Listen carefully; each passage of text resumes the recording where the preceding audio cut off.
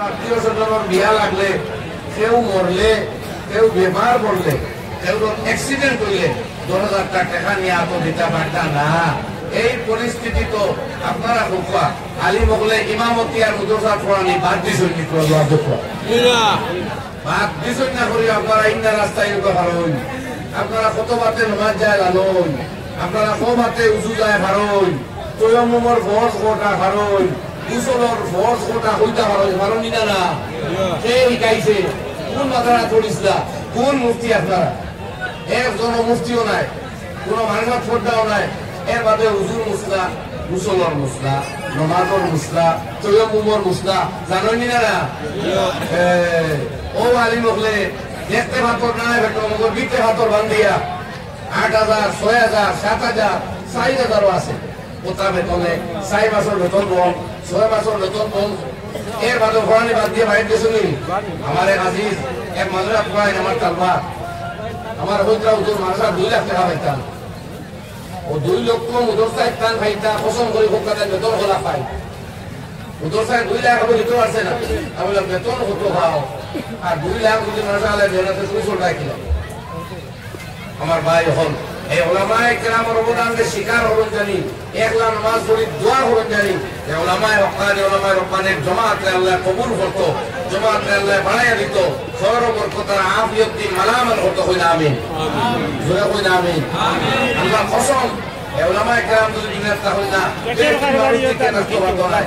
মানুষ দেখতে 2 পাওয়ারে পশু থাকবো, স্বাস্থ্য মানুষ থাকবো, স্বাস্থ্য পশুতে পরিণত হয়েছে।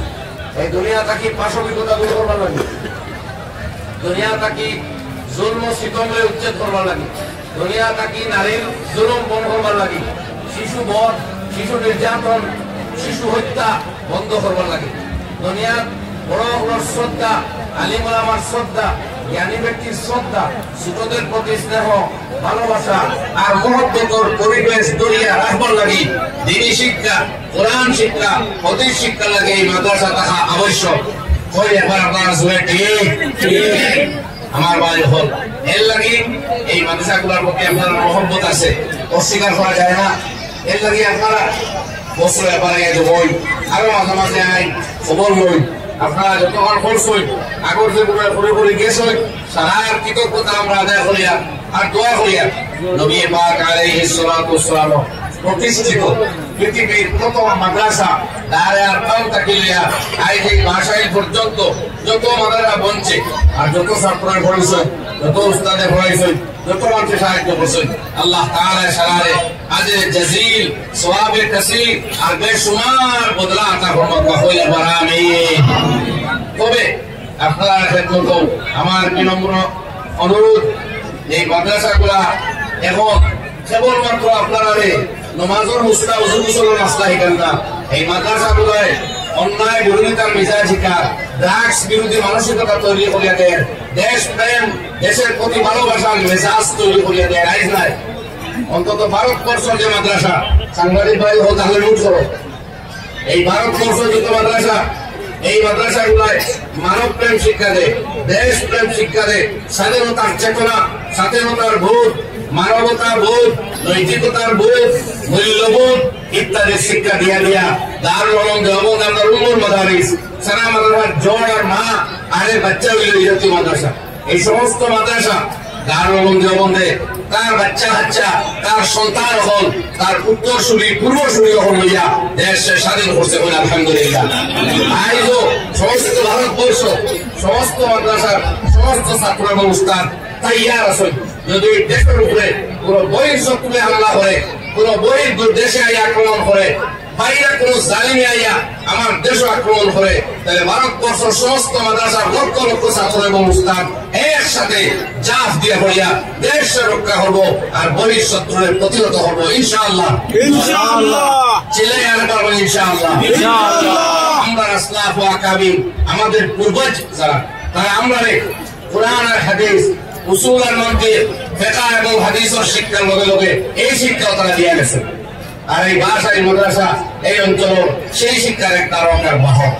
আমার বিনম্র অনুরোধ থাকবো আপনার কাছে, এতদিন পর্যন্ত আপনারা যে সাহায্য সহযোগিতা করিয়া ইসলাম ওটা আপডেট করার কিতাব লাগবে আমার হইতে কারণ হুজুর যেটা কোয়া এখন তাই বিএসসি মাস্টার রাখার চিন্তা করতাম, তাই ইংলিশ ওর স্যার রাখে আসুন, তাই সায়েন্স পড়াইবার টিচার আসুন, তাই লিটারেচার পড়াইবার টিচার আসুন, এবং বিভিন্ন ভাষা শিক্ষা দিয়া দেশ এবং জাতির সাথে তাল মিলিয়া মাদ্রাসা পড়ুয়া শিক্ষিত ছাত্র দিনের খেদমত করল, তথাপি এই দেশের ভাষা সংস্কৃতি সভ্যতার সাথে পরিচিতি লাভ করিয়া দেশবাসীর সাথে মিলিয়া মিশিয়া থাকবার লাগি নতুন শিক্ষানীতির লগে মিল আছে।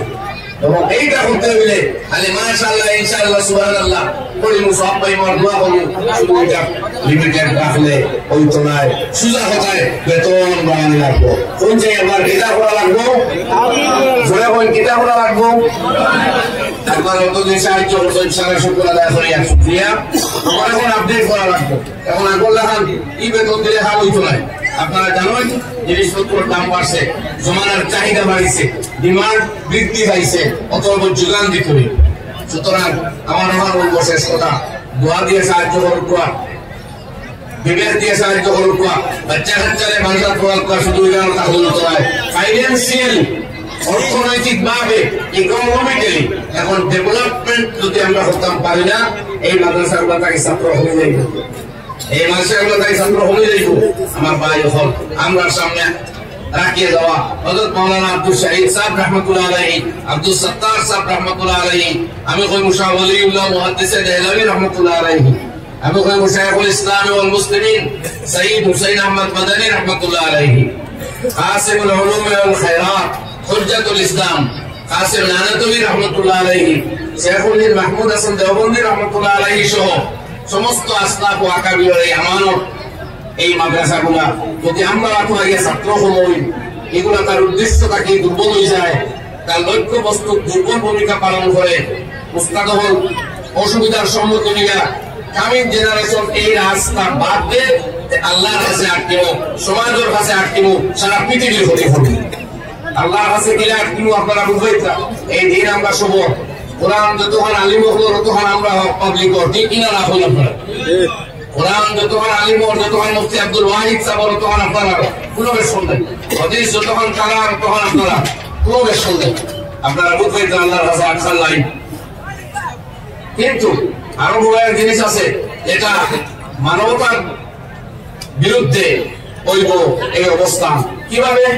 শেখ মুফাক্কির ইসলাম হযরত মাওলানা সাইয়্যিদ আবুল হাসান আলী নদভী রাহমাতুল্লাহ আলাইহি এক কিতাব লিখেছেন আরবিতে, মারা ফাসিল আলাম মিন ইহতাতিল মুসলিমিন, মুসলিম জাতির অবনতিতে সারা পৃথিবীর কতটা ক্ষতি হলো।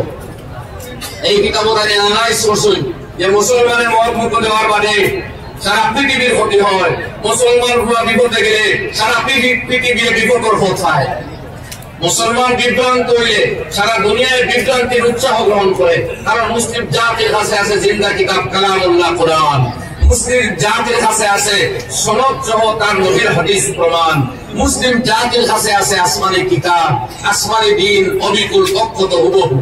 সুতরাং এই জাতি যখন বিপদগামী হইব, এই জাতির মেয়েরা যখন বেপরদ হইব, এই জাতির ছেলেরা যখন নেশা হারার দাগ সারা হইব, এই জাতির ছেলেরা যখন বিপদগামী আর বেশ্যাবৃত্তি নাউজুবিল্লাহ পথ ধরে যাইব, গোটা বিশ্বর ক্ষতি হইব। ওটাই হচ্ছে মুসলমানের চরিত্রের অবনতি হওয়া, কেবলমাত্র হে গুণাগার হওয়া নাই, সারা পৃথিবীর ক্ষতি সাধন হওয়া।